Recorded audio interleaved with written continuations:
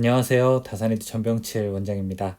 전기기능사 실기시험을 혹시 준비하고 계시거나 아니면은 전기기능사 실기에 대해서 궁금하신 부분이 있는 분들은 시험이 도대체 필기시험은 치러지는 거를 대충 알겠는데 실기시험은 어떻게 치러지는지 궁금하실 수 있어요. 그래서 오늘은 여러분들과 함께 이 궁금증을 해결하고자 실기시험이 어떻게 운영되는지 그 순서를 보여드리도록 하겠습니다. 중간중간 제가 사진과 함께 중요한 포인트들을 짚어드릴 테니까 특히 실기시험을 치르시는 분들은 미리 잘 보고 가시면은 아마 크게 당황하지 않고 이렇게 운영되는구나 라고 하면서 편안하게 시험을 준비하실 수 있을 겁니다. 그럼 지금부터 관련된 내용을 설명드리겠습니다. 참, 설명드리기 전에 여기에 사용되는 사진들은 실제 시험장 사진이 아닙니다. 여러분, 실제 시험장에서는 사진을 찍을 수 없으니까 제가 수업하고 있었던 이 관련된 유사한 사진들을 모아서 형식적으로 꾸미니까 여러분들 그 부분 알아두셨으면 좋겠습니다. 내용 시작해 볼게요. 자, 지금 제가 여기서 강의를 하고 있는 모습이 보이고 다른 분들이 설명을 듣고 있네요. 일단 처음에 시험장에 가게 되면 여러분들의 신분을 확인합니다. 그러니까 꼭 여러분들 신분증을 가져가셔야 합니다. 신분증을 가져가지 않게 되면은 시험장에서 시험을 치를 수 없게 됩니다. 그 다음으로 해야 되는 것은 부정을 방지하기 위해서 이 휴대폰을 반납하게 됩니다. 사용하고 계시는 휴대폰의 전원을 끈 다음에 이렇게 시험장에 보게 되면은 시험 감독관들이 휴대폰을 보관할 수 있도록 이렇게 포켓을 만들어 놓았습니다. 여기에 사용되는 사진은 저희 다산전기학원에 있는 이런 휴대폰 반납 사진입니다. 자, 이렇게 휴대폰을 반납한 것은 시험이 다 끝난 다음에 다시 돌려받으실 수 있습니다. 자, 그리고 이 왼쪽에 보시면은 한국산업인력공단이라고 하면서 이 번호표가 있게 되죠. 이 번호표는 어디에 붙일 거냐면 여러분들 등에다가 붙일 겁니다. 저 수험생이 1번, 2번, 3번 이렇게 여러분 수험 번호가 있듯이 여러분들이 등번호를 표기함으로써 수험생 간의 우리 구분을 할 수가 있게 되고요. 또 매 작업판마다 번호가 써 있기 때문에 그 수험생이 다른 번호판에 가서 작업하고 있는 혹시 부정행위를 예방할 수도 있게 됩니다. 그래서 이렇게 5핀으로 되어 있는데 5핀으로 여러분들 등에 수험표를 이렇게 붙여놓게 됩니다. 이 번호표를 부여받는 방법은 이 시험장마다 조금 다를 수가 있어요. 어느 곳은 이렇게 선착순으로 앞에서 나눠주는 곳이 있고 또 혹시 이 같은 동료들이라든지 아니면 같은 학원에서 시험 보러 갔을 때 바로 옆자리에 배치되는 것을 방지하기 위해서 이 수험본을 이렇게 엎어서 무작위로 제비뽑기 하듯이 뽑는 경우들도 많이 있습니다. 어쨌든 여러분들은 신분 확인하고 그 다음에 휴대폰을 반납하고 그 다음에 번호표를 부여받으시면은 바로 첫 번째 단계가 끝나는 것입니다. 다음 두 번째는 감독관이 주의사항을 안내해 줍니다. 자, 이거 시험장마다 조금 다를 수 있어요. 주의사항을 안내해 주게 되는데 이렇게 감독관이 앞에서 수험생 분들을 이렇게 모아놓고 주의사항에 대해서 이야기합니다. 주로 부정행위들이라든지 아니면은 실격 요인들에 대해서 첫 번째 이야기를 합니다. 그러니까 좀 강력한 내용들에 대해서 말씀을 하시는 거죠. 예를 들어 여러분들 시험을 보러 가다 시험을 보고 있다가 또 다른 휴대폰으로 전화가 울린다거나 아니면 옆 사람에게 물어본다거나 혹은 뭐 컨닝 페이퍼 같은 거를 본다거나 아니면 화장실을 가서 뭐 혹시 다른 부정행위를 한다거나 아니면 옆에 있는 분 거를 대신 뭐 만들어 준다거나 어쨌든 그런 중요한 부정행위에 대해서 설명을 하고요. 또 중간에 재료가 파손된다거나 아니면 재료가 모자란다거나 아니면 시험 시간이 초과했을 때 그 다음에 실격 요인으로서 이렇게 배관 작업 보면은 새들이 고정되어 있는데 새들이 제대로 고정되어 있지 않으면 미완성 그 다음에 이 컨트롤 박스에 있는 뚜껑이 제대로 덮이지 않으면 미완성. 어쨌든 이런 중요한 부분에 대해서 여러분들께 주의사항 안내를 하십니다. 자, 이때 여러분들이 잘 들으셔야 됩니다. 혹시 중요한 것들은 정말로 꼭꼭 잘 들어서 만약에 이때 궁금한 것이 있다라고 하면은 감독관이 질문할 수 있는 시간을 아마 줄 거예요. 그때 꼭 물어보셔서 여러분들이 혹시 오해가 없이 작업을 시작하시기를 바라겠습니다.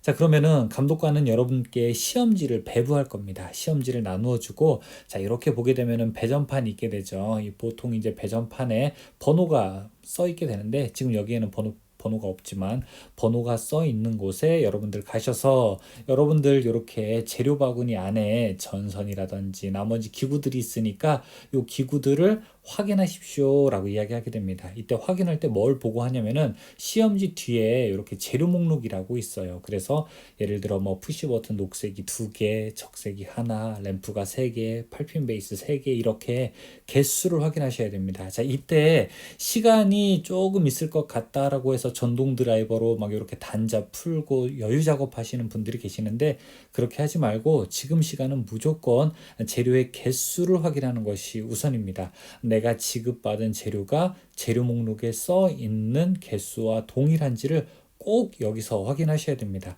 만약에 이때 모자란 다음에 나중에 저 재료 없는데요. 좀 추가 지급해 주셔야 되는데요. 라고 이야기하면은 감독관은 할 말 있죠. 아까 보셨는데 왜 아까 그때 제대로 확인 안 하셨습니까? 혹시 뭐 부러뜨리고 아니면은 혹시 뭐 잃어버리고 저희한테 또 달라고 하는 거 아니에요? 이렇게 오해할 수 있습니다. 그래서 여러분들이 꼭 이때 지급된 재료를 잘 확인하셔야 하고요. 이때 개수가 모자라는지 남는지 이런 것들을 잘 보시고 그 다음에 재료 바구니가 옆에 있는 분과 섞이지 않도록 꼭 여러분들 이름표 앞에 있는 곳에다가 놓으셔야 됩니다. 그리고 이때 재료 바구니 안에는 전선이 들어가 있는데요. 전선도 길이를 잴 수는 없어요. 길이를 잴 수는 없는데 이 적당한 두께인지 그러니까 보통 황색선이라든지 주회로선이라든지 케이블이 적절하게 주어졌는지 또 확인을 하셔야 됩니다. 이렇게 재료 확인하시게 되면은 시간이 조금 남을 거예요. 이제 시험장마다 다르게 되는데 재료 확인한 다음에 바로 시험에 들어가십시오, 작업에 들어가십시오 하는 데도 있고 이렇게 감독관이 다시 모아서 별도의 지시사항에 대해서 설명하는 경우가 있습니다.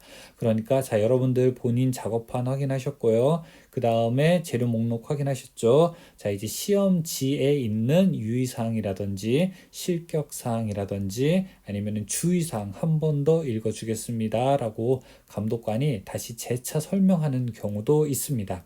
이때는 단자대의 인출선이라든지 리미트 스위치 선의 처리라든지 혹은 주회로의 색상, 보조회로의 색상, 그 다음에 퓨즈를 지급받았다면 퓨즈를 끼워 넣을지 아니면 감독관이 나중에 한번 넣을지 이런 것들 또 혹시 화장실을 가게 된다면 화장실을 감독관이랑 같이 가게 되는지 아니면 여러분들이 혹시 질문이 있다면 여러분들 작업판에서 살짝 손을 들고 물어볼 것인지 등등에 대해서 조금 더 세부적인 지시사항을 설명하게 됩니다. 그리고 작업 설명하게 되는데요. 이때 작업 설명에서는 배관에 혹시 바뀌는 거를 주의하십시오. 아니면은 배관에서 뭘 좀 주의하십시오. 이렇게 세부적인 거를 이야기하는 거니까 이때도 역시 여러분 막 핀번호 매기고 막 이러고 싶지만 조금 더 참으시고 옆에 분과 이렇게 혹시 다른 이야기 하지 마시고 꼭 감독관이 이야기하는 것에 귀를 쫑긋하고 귀 기울이셔서 메모를 하면서 혹시 이야기하는 중요 핵심 사항에 대해서 적습니다. 어떤 분들은 인출선에 대한 것들을 아주 중요하게 설명하는 부분이 있어요. 전원의 인출선이라든지 모터의 인출선, 그 다음에 리미트 스위치의 인출선에 대해서 이야기하는 경우가 많이 있으니까 이때 여러분들이 꼭 그 내용들을 알아두셔서 작업하시기 바라겠습니다.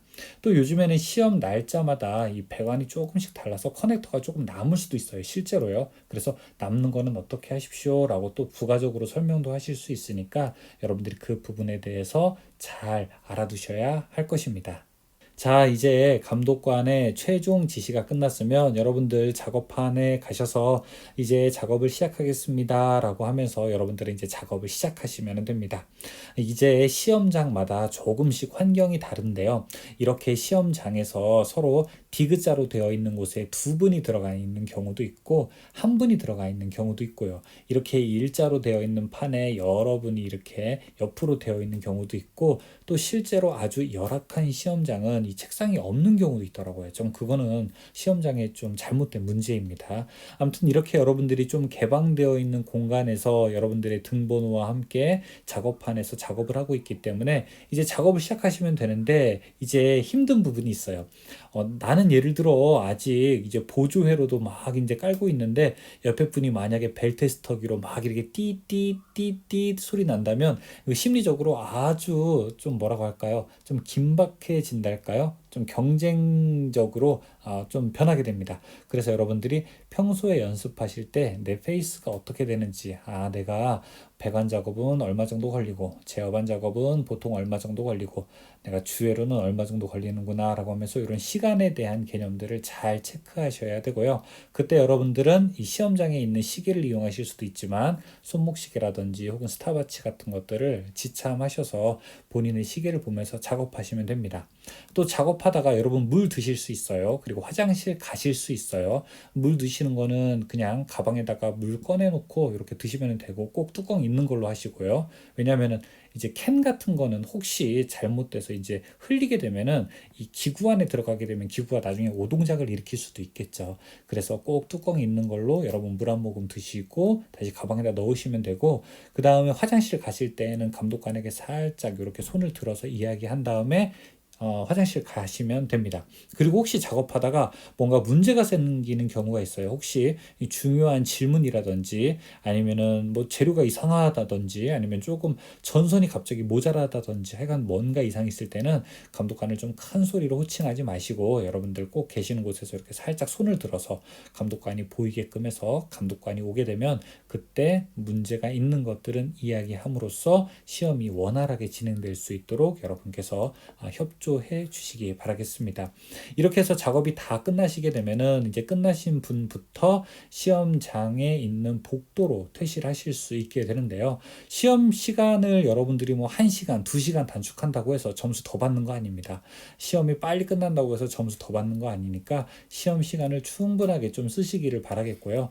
이미 작업이 다 끝나셨다면은 만약에 내가 1시간이 남았다라고 하면은 마지막 남은 1시간 동안 다시 도면의 핀번호, 단자대 번호 다시 한번 보고 벨테스터도 다시 한번 찍어보고 혹시 기구를 거꾸로 꽂은 건 없는지 확인하고 혹시 이제 주회로의 선 색깔이 혹시 바뀐 건 없는지 혹시 푸시 버튼이나 램프의 색깔이 혹시 바뀐 거는 없는지 다시 한번 여러 번 이렇게 확인을 하시면서 여러분이 충분하게 검토를 하고 나오시기 바라겠습니다. 먼저 일찍 나와가지고 갈 데도 없어요. 사실 학교 복도이기 때문에 갈 데도 없으니까 한 시험을 한 10분이나 15분 정도 남겨놓고 여러분들이 작업하신 주변 환경 정리를 깨끗하게 하고 또 공구를 가끔 놓고 오시는 분들이 있어요. 스프링 밴더라든지 아니면 전동 드라이버 이런 것들 놓고 오시는 분들이 계시는데 그렇게 하지 마시고 가방에다가 잘 공구를 챙겨서 이제 복도로 나오시면 될 겁니다.